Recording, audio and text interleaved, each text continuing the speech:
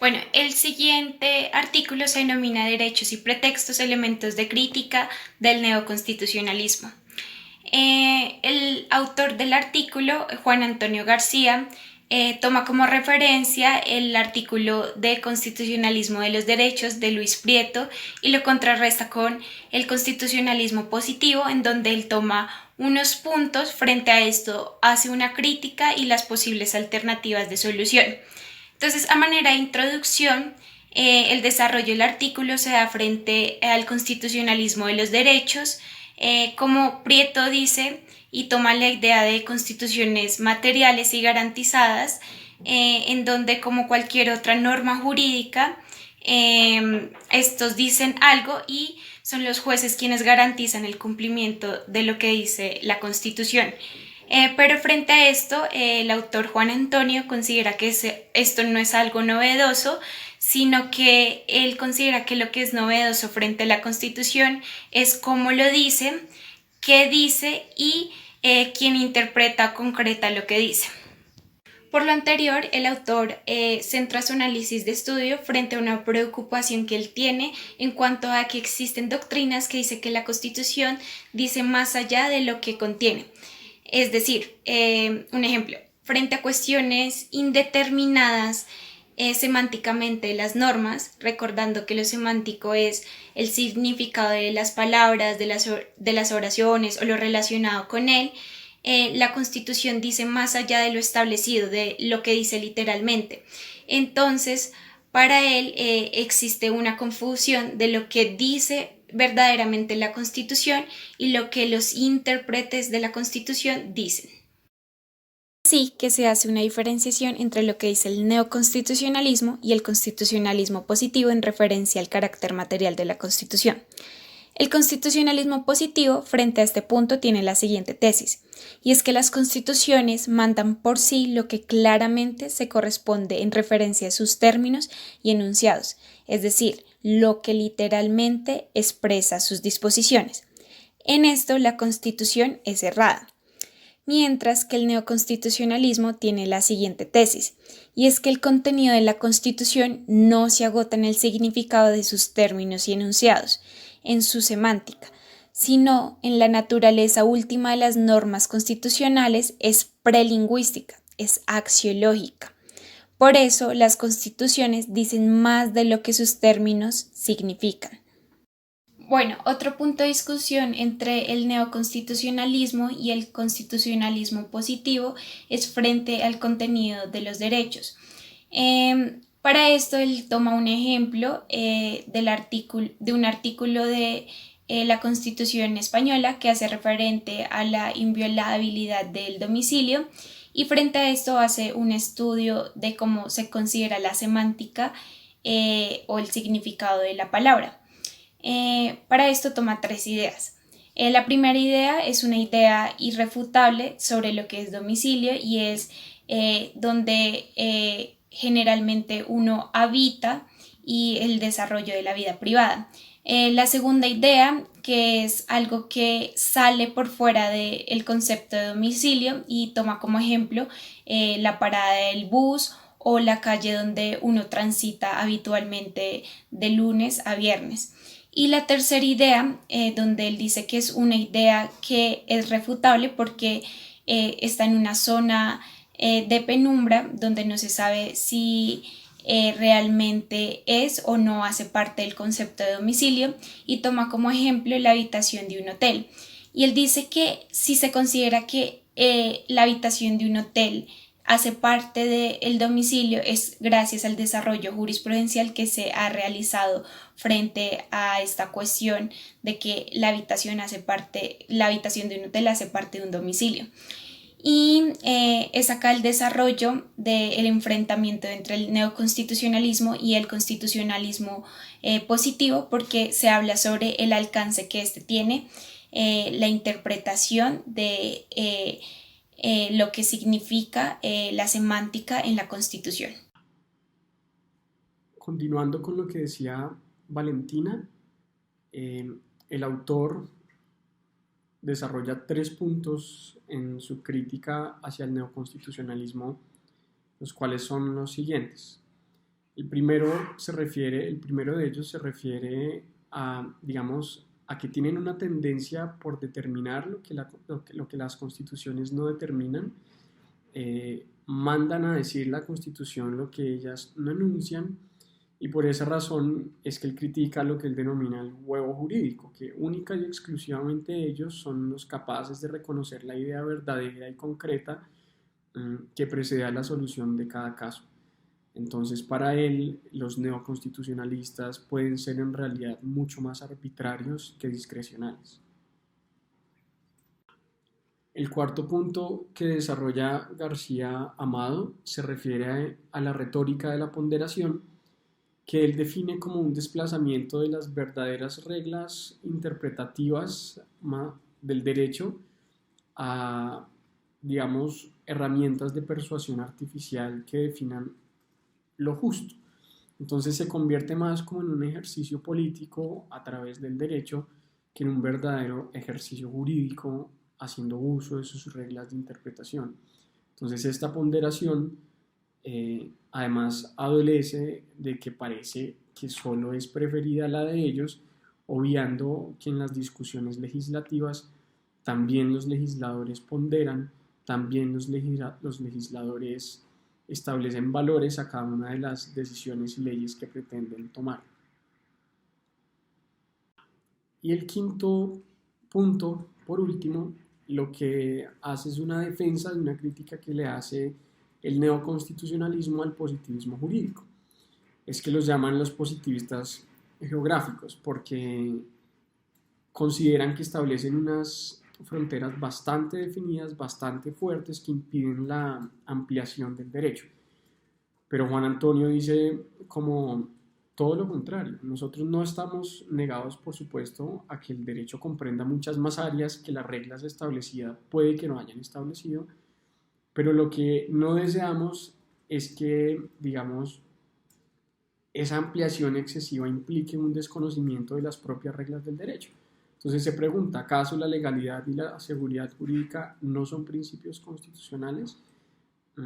Al final termina diciendo que la adicción del neoconstitucionalismo a los derechos constitucionales pone a todos los derechos en riesgo de muerte por sobredosis. El neoconstitucionalismo de los derechos.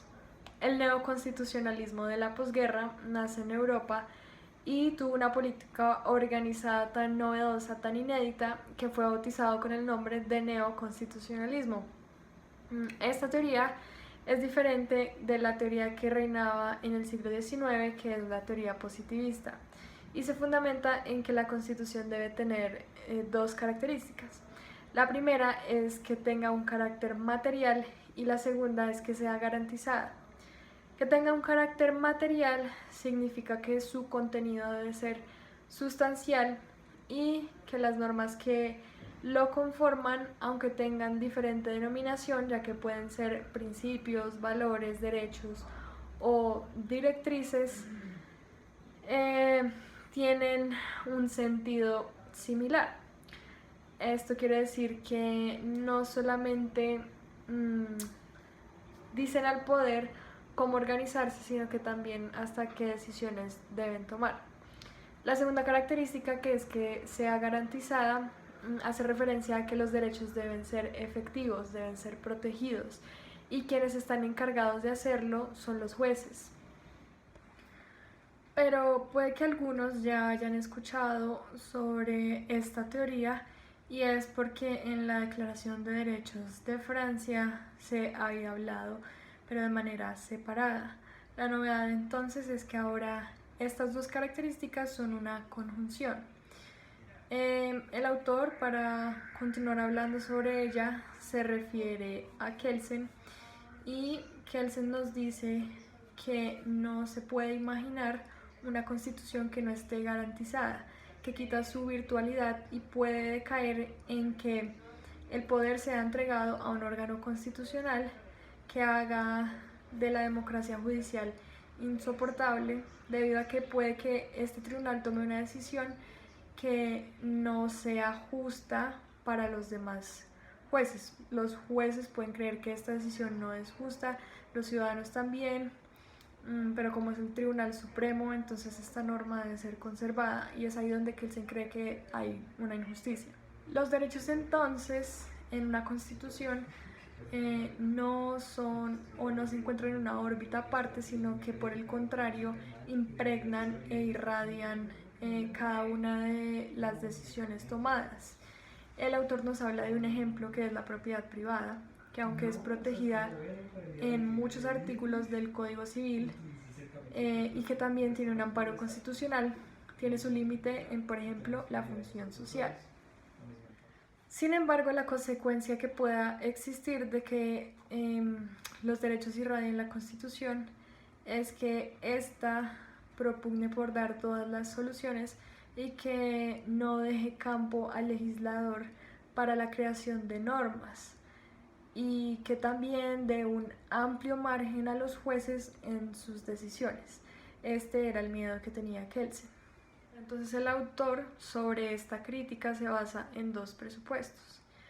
El primero es que si la Constitución no deja margen al legislador para la creación de leyes es porque considera que estas normas tienen igual valor que las leyes.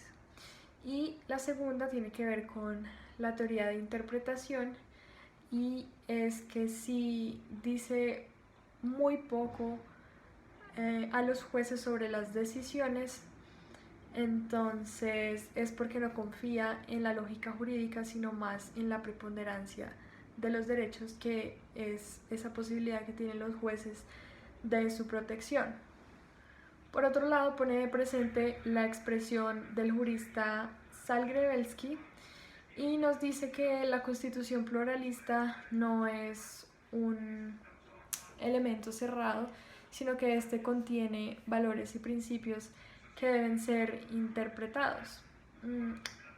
La Constitución no tiene todas las soluciones, por lo tanto, ella solamente establece unos parámetros generales que cuando colisionan deben ser solucionados por medio de la proporcionalidad, que ya lo hemos visto en otras exposiciones. Según como venía comentándonos nuestra compañera Angélica, según como venía comentándonos nuestra compañera Angélica, esto lo que establece es que el legislador va a tener la posibilidad de establecer cuál va a ser la política criminal que se va a aplicar en este momento en el sistema jurídico. Esa política criminal va a depender de algo muy importante que tiene que ver con cuáles van a ser los bienes jurídicamente tutelados y asimismo va a realizar un proceso de ponderación que va a establecer cuál va a ser la reacción legal o de la ley respecto de los actos que agregan de manera mayor o menor estos bienes jurídicamente tutelados. Lo anterior se puede establecer también por medio de unas sanciones que serán más gravosas o menos dependiendo de la actividad con la que se promueva. Esto quiere decir que se va a establecer una sanción, pero es muy importante también tener en cuenta que esta sanción no puede violar de pronto derechos fundamentales ni se puede extralimitar violando derechos de la libertad de cada. Va a hacer referencia en una relación que existe muy relevante entre la sanción penal y los derechos fundamentales. Él establece que la sanción penal tiene que tener unas limitaciones y estas limitaciones corresponden a la diferenciación en cuanto a cuando una persona está ejerciendo alguno de sus derechos y cuando efectivamente está infringiendo la ley penal. Eso quiere decir que no podría sancionarse aquel que está en desarrollo de sus derechos fundamentales, sino que solamente se podrá sancionar a aquella persona que transgreda los derechos fundamentales de otras personas y los bienes jurídicos. Hay que hablar de los derechos sociales. Para el autor, los derechos sociales tienen unas características diferentes a los derechos fundamentales, dado que estos son derechos más amplios y son derechos que resultan ser un poco más ambiguos, por lo tanto no son estrechamente exigibles. ¿Esto qué quiere decir? Él considera que estos derechos se encuentran desconstitucionalizados dado a que su redacción y digamos lo que los contiene, su fisionomía, su taxonomía, establece unas dificultades para poder hacerlos exigibles. La forma en la que se encuentran escritos se parece bastante a principios y asimismo ha sido como han sido tomados a través del tiempo. Eso quiere decir que no son característicos o que posean en su contenido una obligación específica que se pueda agregar a un caso concreto, sino que por el contrario establecen directrices que nos van a indicar cómo se debería actuar. Bueno, entonces, Siguiendo con lo que veníamos hablando, el autor establece que estos derechos, digamos que al ser entendidos mayormente como principios, como lo había mencionado antes, no entran a operar de manera sancionatoria como de pronto otras leyes sí lo podrían establecer, sino que establecen más bien unos límites a estos derechos por los cuales digamos que tienden a ser más bien recomendaciones de las cuales es posible apartarse, es decir, no tienen un carácter tan fuertemente vinculante, sin embargo son necesarios tenerlos, es necesario tenerlos. Entonces el autor también encuentra que esto se puede dar desde el punto de vista de la fisionomía y el contenido de estos derechos, dado que no se encuentra contemplado una manera por la cual específicamente se puedan llegar a ciertos medios o propósitos y tampoco establece las herramientas suficientes para la satisfacción de las mismas. Por lo tanto, como se mencionaba antes, considera que son meramente recomendaciones de las cuales se pueden apartar y no resultar demasiado vinculantes. Entonces, finalmente, respecto a la constitucionalización, el autor se pronuncia y establece que el derecho constitucional, si bien es una rama apartada del derecho ordinario, ambas no se encuentran tan separadas como de pronto se podría llegar a pensar, dado que el derecho constitucional va a establecer un parámetro o un marco que va a ser el límite y también el punto de partida para el derecho ordinario. Por lo tanto, dentro del derecho ordinario no puede existir ninguna afirmación o ninguna sanción ni tampoco ningún permiso que esté por fuera o que no se encuentre contemplado anteriormente dentro del derecho constitucional. Por lo tanto, siempre van a tener una relación supremamente ligada entre los dos. Bueno, justamente por lo anterior, el autor establece también que el derecho constitucional va a dictar unas directrices de las cuales no es posible que el derecho ordinario pueda salirse. Es decir, si no se encuentra contemplado dentro del derecho constitucional, si está por fuera de sí, si digamos, él establece de alguna forma, por ejemplo, que estos determinados bienes jurídicos van a ser, digamos que protegidos dentro de los derechos fundamentales, no podría entonces el derecho ordinario establecer algo que le contradiga, ni mucho menos digamos que sobrelimitarse. Esto quiere decir, si no se encuentra otorgada alguna facultad fundamental dentro del derecho constitucional, el derecho ordinario no podrá hacerlo. Por lo tanto, digamos que se debe entender por medio de un marco muy grande en el cual se establece, en el cual se encuentra el derecho constitucional, y un marco dentro de él que es más pequeño, que es el derecho de las leyes ordinarias, que va a ser todo el sistema jurídico. Por lo tanto, digamos que si bien el derecho ordinario puede ser un poco más extenso y puede ser un poco más concreto, su punto de partida siempre va a tener que ser el derecho constitucional. Bueno, y la conclusión del capítulo en general corresponde, según el autor, a que la constitucionalización de ciertos derechos se debe a partir de un estudio general de todos los derechos, es decir, de una vista desde una perspectiva, digamos que no tan cercana, sino que al contrario, una perspectiva que me pueda permitir ver globalmente todos los derechos y asimismo establecer cuáles van a ser parte y cuáles no. Y también establece que tiene que pertenecer, digamos que bajo la lógica jurídica que cualquier persona pudiera tener. No le debe pertenecer exclusivamente a cierto grupo de personas, establecer cuáles o no van a ser aquellos derechos que digamos que se apropia la constitucionalización.